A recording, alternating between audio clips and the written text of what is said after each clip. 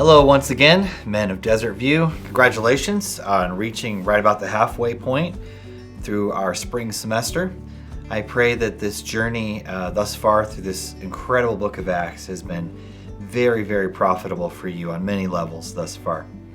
All right, let's get right into today's lesson, shall we? So this video right here is for the week of March the 2nd, and it covers lesson 14, titled Athens and Corinth, in your book from Acts, and it covers from chapter 17, verse 16, all the way through chapter 18, verse 23. Now, in this video, as always, I'm hoping to do three things for you. Number one, give you some context and background for what's going on here. Secondly, give you a few things to kind of watch for, look for in the text. And lastly, hopefully provide you some useful applications and some takeaways. All right, now as we get started here, here's just a little bit of background on the second half of chapter 17 and the first 2/3 of chapter 18. So this portion of scripture, we can kind of think of it divided into three sections. The first covers the account of Paul's visit to Athens. That's chapter 17, verses 16 through 24. And then his trip to nearby Corinth, described in chapter 18, verses 1 through 17. And finally, his journey to a number of ancient cities, finally terminating in a region called Phrygia, in chapter 18, verses 18 through 23.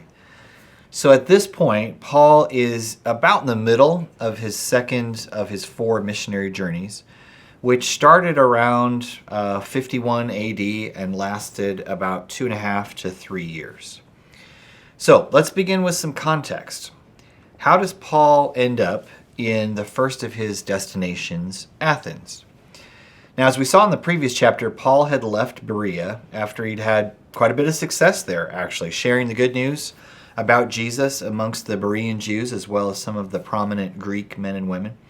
But when the Jews who opposed him showed up from nearby Thessalonica to stir up trouble, the Berean believers hastily sent Paul away to the coast and on to Athens.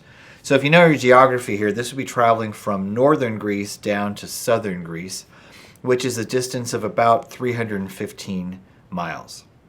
So, Paul winds up in Athens, a location, by the way, he had not at all planned on visiting, but of course God did. So let's talk about Athens just for a second. This is a city that was the cradle of democracy and Greek culture and philosophy, much of which is still very much influencing us today. Alexander the Great, who rose to power about 300 years before the time of Jesus in the early church, spread Greek culture and values throughout much of the world, stretching all the way from Eastern Europe all the way over to through the Middle East and all the way to India. And because of all this, that's why the New Testament was written in Greek, right? And because that was the universal language of that era, much the same way that English has become the universal language of today's world. The Greek culture also had an enormous impact on the entire world, and that legacy is with us still today. And this is that city, that one important city, Athens, where all this got started. And even though Greece was a nation conquered long before this by the Romans, the Greeks were so influential that the Romans adopted many of their ideals, including their entire pantheon of gods.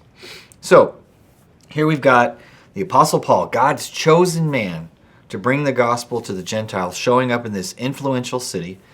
And even though it was some 500 years past its political heyday, this city was still a place of great cultural importance. And Paul, as we can see from the text, was deeply disturbed, deeply troubled by what he saw there. He saw a city that was full of idols and endless presentations about the latest and greatest ideas concerning the meaning of life, featuring the hottest trending new philosophers and thinkers of his day. And all these monuments and idols and gatherings really spoke to the DNA, the ethos, the totality of an entire culture dedicated to the search for meaning and for truth. And so this self-described, unimpressive man from Tarsus, this spokesman for an obscure sect of Judaism, stands up and starts talking about this Jewish carpenter who embodied a foreign deity in the flesh. It was a humble start to a movement which would, within a couple hundred years, ideologically anyway, conquer the established pantheon of the Greek gods as the Christian religion eventually overtook the entire empire and took on a distinctively Greek version in the Eastern Mediterranean, which would endure long past the fall of the Roman and even the subsequent Byzantine empires. Now, moving on to the second section of our text here. This portion takes us to Paul's visit to the Corinthians. All right, again, we're still talking about background here. First of all, it's important to note Paul's at least potential mental and emotional state when he arrived at Corinth. He wrote in 1 Corinthians chapter 2, verse 3, for example, that he came to them in weakness and in fear and with much trembling. Many scholars concede that it's not hard to imagine that Paul could have easily been quite discouraged, disillusioned, even depressed about the events that took place previously on this trip. Back in chapter 16, as you might recall, they were beaten, they were imprisoned, they met much opposition in Thessalonica and Berea, and it's clear that Paul is very concerned about the welfare of the church members who remained behind there in Thessalonica. And then he has to leave due to concerns about his own personal safety and winds up, as we said, very much unexpectedly in Athens. So this visit in Corinth would end up being the place that he stayed for the longest on this missionary journey, lasting for something like 18 months.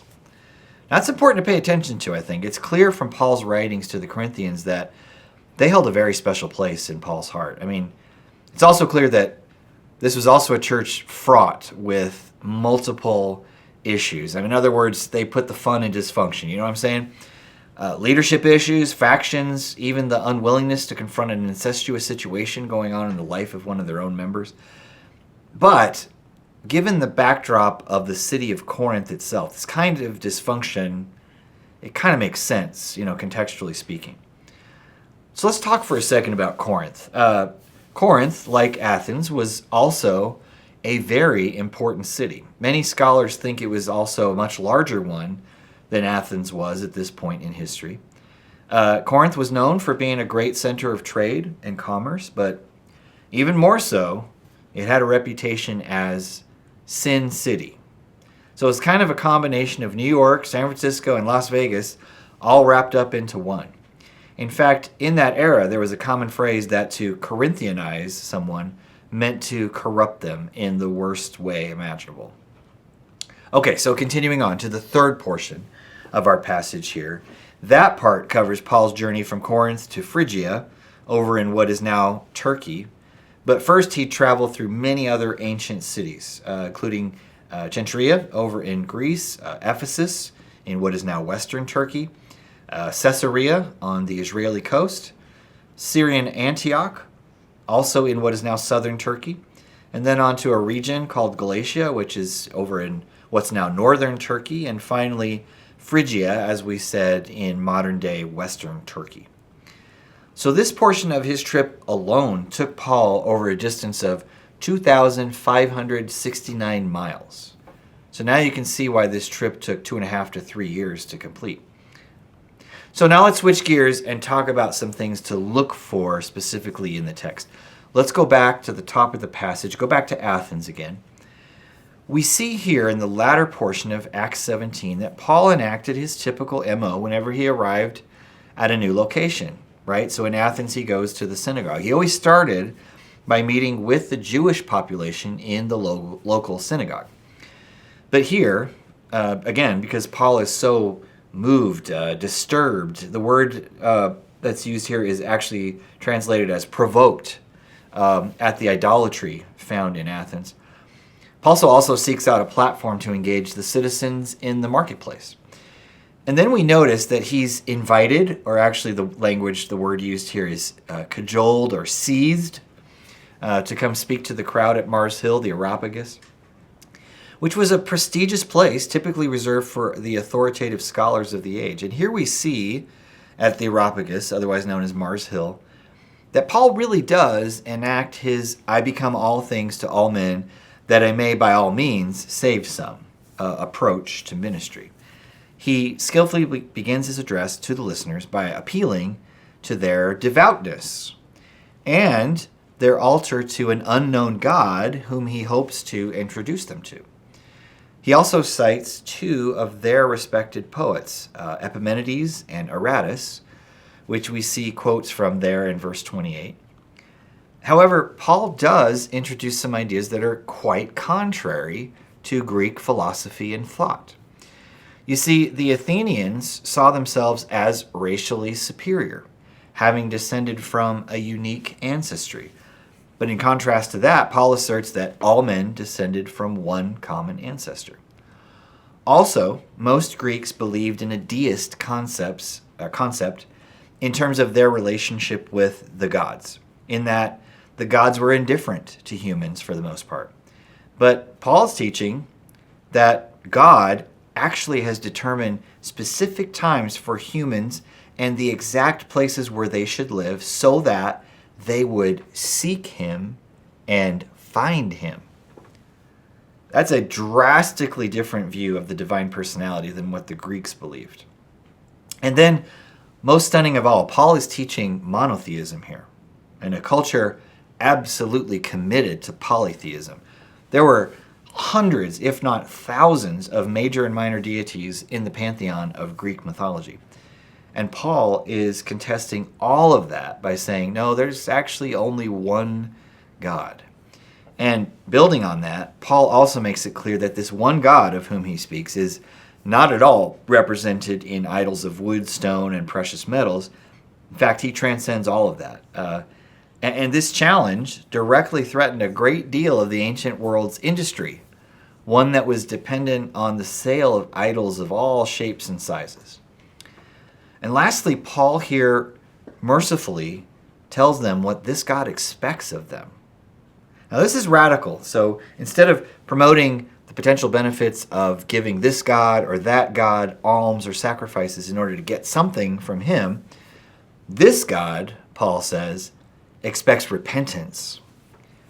Now, that is not an expectation that any Greek God would ever express towards humans. And there's a warning here. Paul's saying that, look, the real one and true God of the universe has overlooked ignorance up to this point, but now he expects repentance and has already decided on the day of judgment that is surely coming. And Paul caps all this off by talking about Jesus' resurrection, which, of course, elicits a very divisive response. Some dismiss him as a fool and they mock him. Others sort of take the middle ground and they invite him to return and share some more at another time. But there are a few others, some of whom are actually named, that actually believe Paul's words and they become followers of Jesus. Now let's turn the page and look at some more things to watch for in the second part of the text. This is the portion of our story where Paul comes to Corinth, meets up with a couple that would turn out to be actually a very important couple for the fledgling early church, Priscilla and Aquila. So they are mentioned 6 times throughout the New Testament. And here's the thing. When Paul meets up with them, many scholars conclude from the text here that they're already Christians. In fact, they got kicked out of Rome by Emperor Claudius because of the controversy amongst the Jews there concerning the status of Christ as the Messiah. In other words, Emperor Claudius got fed up with the Jews squabbling within the city of Rome about whether Jesus was the Messiah or not, so he just ended up exiling all of them.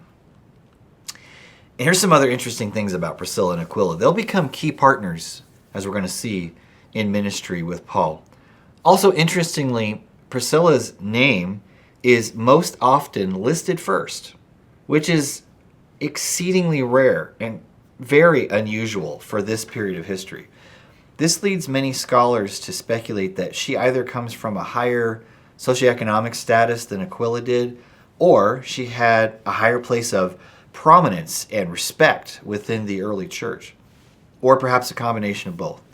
Some even wonder if Priscilla is possibly the author of the book of Hebrews. We don't know. And spoiler alert, we're going to see later on in verse 26 that Priscilla and Aquila, yes, Priscilla's name listed first, will teach, that is, explain to the gifted preacher Apollos the way of God more accurately. So keep your eyes open for more of these two coming up next week and in chapter 26 of Acts. Let's keep going. There's another thing to draw your attention to that you might be curious about. We see here, just as happened in many cities before, Paul runs into opposition in the synagogue in Corinth, and he starts preaching to the Gentiles on Gentile turf instead. But here in verse 6 of chapter 18, we see Paul doing this thing described as shaking out his clothes at these Jewish leaders. So what's that all about? Well, shaking out one's clothes was a visual ritual that dated back to an ancient Jewish custom that Paul uses here to send a clear message to these Jewish leaders. Look, guys, I am absolving myself publicly of any future responsibility for you. In other words, your fate is in your own hands. It's similar to the way that Pontius Pilate publicly washed his hands in front of the crowd at Jesus' crucifixion, publicly declaring that he bore no personal responsibility for Jesus' execution. So Paul is similarly saying here, through this public gesture, let your own fate be on your own heads. I tried to warn you. And then we see that this expulsion from the synagogue leads to the ministry transferring across the street to the house of Titius Justus. And even the synagogue ruler became a follower of Jesus, as did many more of the Corinthians, the text tells us. Paul even receives an encouraging vision from God, urging him to continue to speak boldly in the name of Jesus there in Corinth.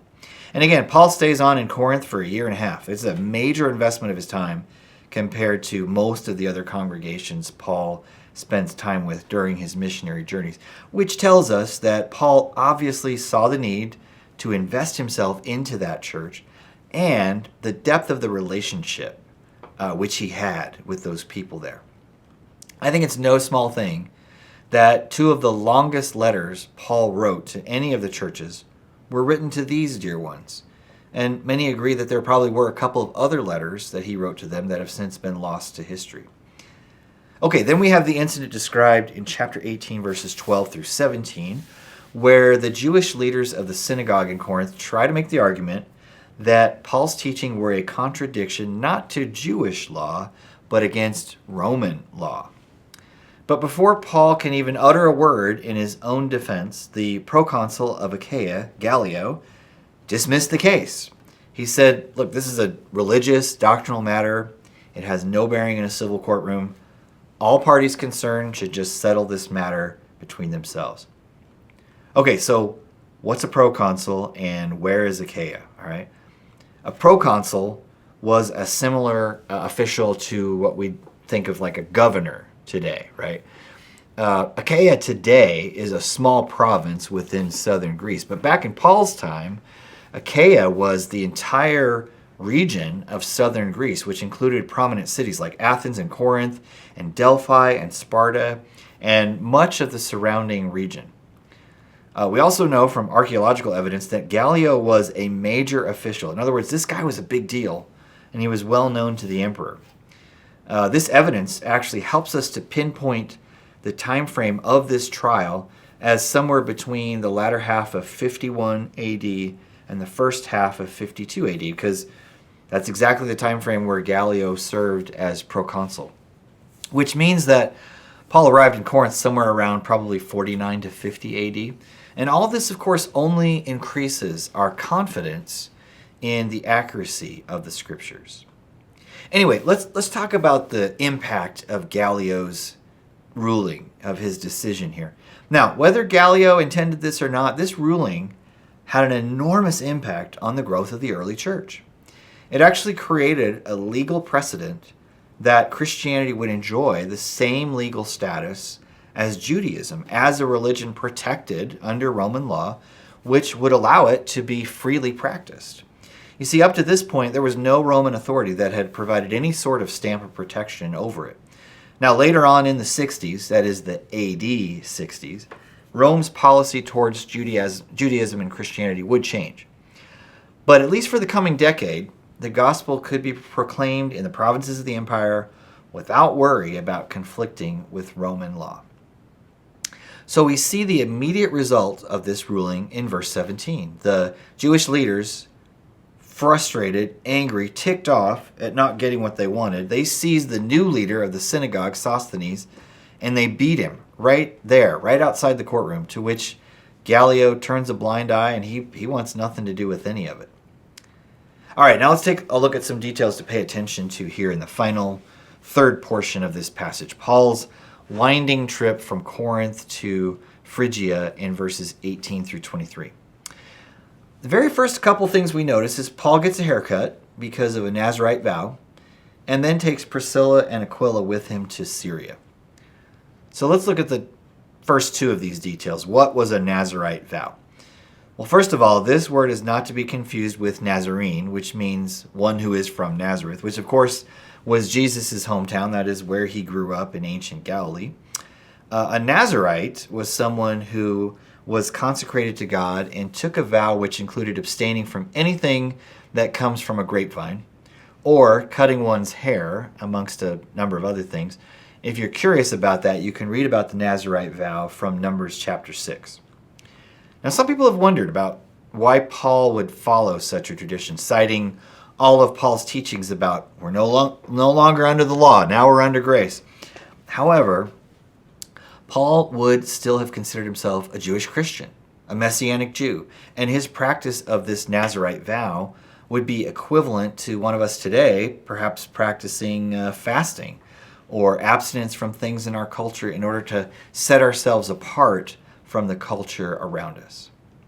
And then we have the fact that Priscilla and Aquila left Corinth to continue the missionary work with Paul. This is a big deal. Remember, their livelihood was tent making. They probably had a thriving business in a center of trade like Corinth, so their willingness to pack up shop and uproot themselves to journey with Paul to continue the work of the gospel, that's a big deal and a huge sacrifice on their part.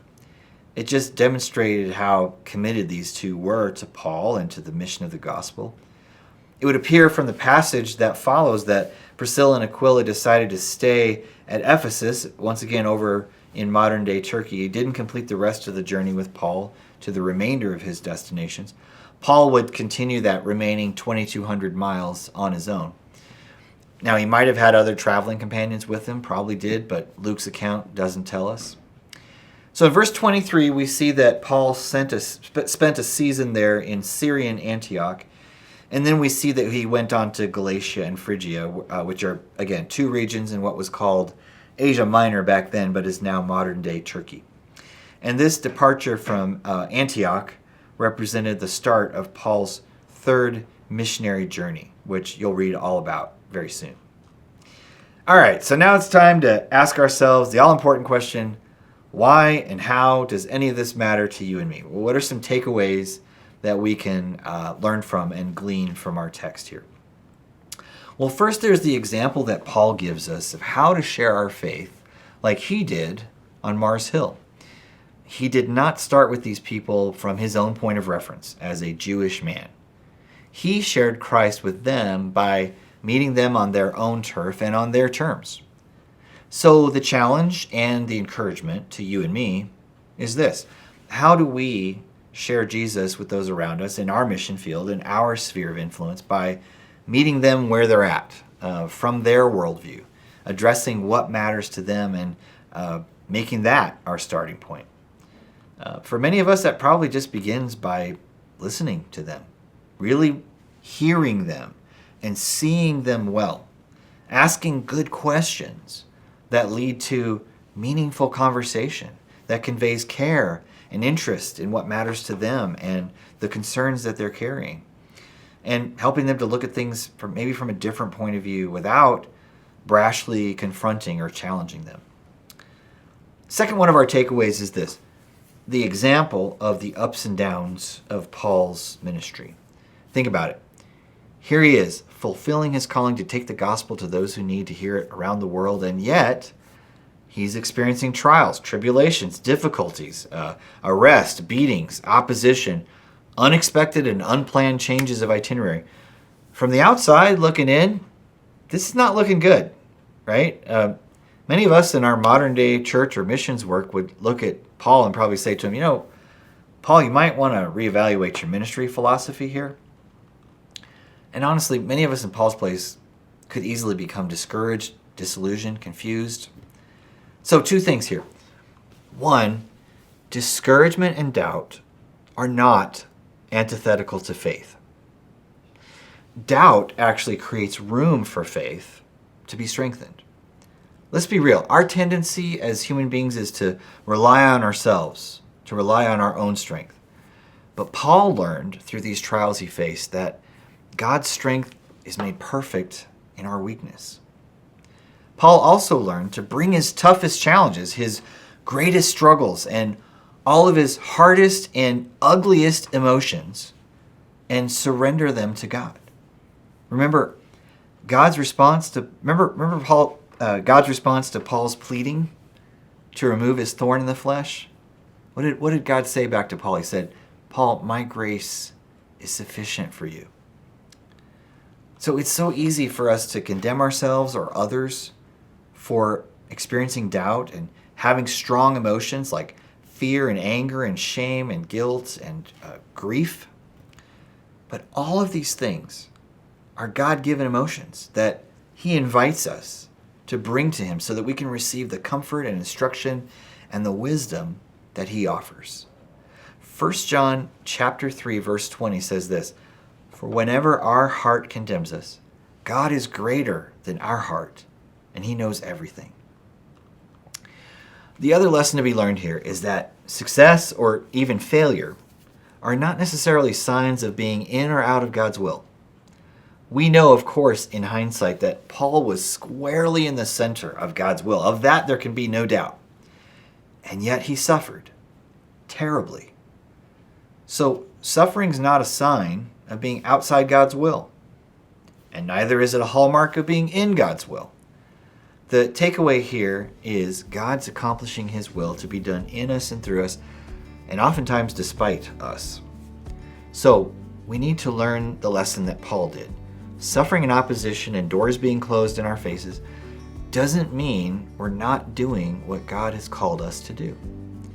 Our job isn't to assess immediate results. Our job is to be faithful and to leave the results up to God.